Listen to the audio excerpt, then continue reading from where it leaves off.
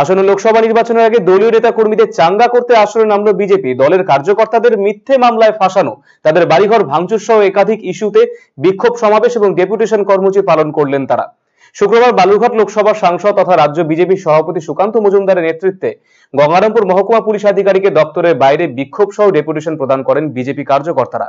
বিক্ষোভ সভা থেকে রাজ্য সরকারের নানান দুর্নীতির কথা তুলে ধরার পাশাপাশি পুলিশের বিরুদ্ধে এক রাশ ক্ষোভ প্রকাশ করেছেন বিজেপির রাজ্য সভাপতি সুকান্ত মজুমদার।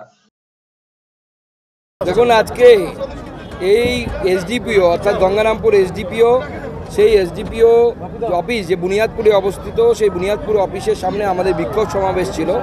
যার কারণে এই এসডিপিওর আন্ডারে যে থানাগুলো কাজ করছে, প্রত্যেকটা থানা তৃণমূল কংগ্রেসের দলদাস হিসেবে কাজ করছে, তৃণমূল কংগ্রেসের নেতাদের কথায় ওঠা বসা করছে এবং আমাদের বিজেপির কর্মীদের উপর মিথ্যে মামলা থেকে দেয়া শুরু করে তার ঘরবাড়ি ভাঙা থেকে শুরু করে তাদের বাড়ির মহিলাদের শ্লীলতাহানি পর্যন্ত কাজ পুলিশ করছে, যেটা সংবিধান বিরোধী, বেআইনি। তার বিরুদ্ধে ডেপুটেশন, সেই ডেপুটেশন আজকে আমরা সম্পন্ন করি।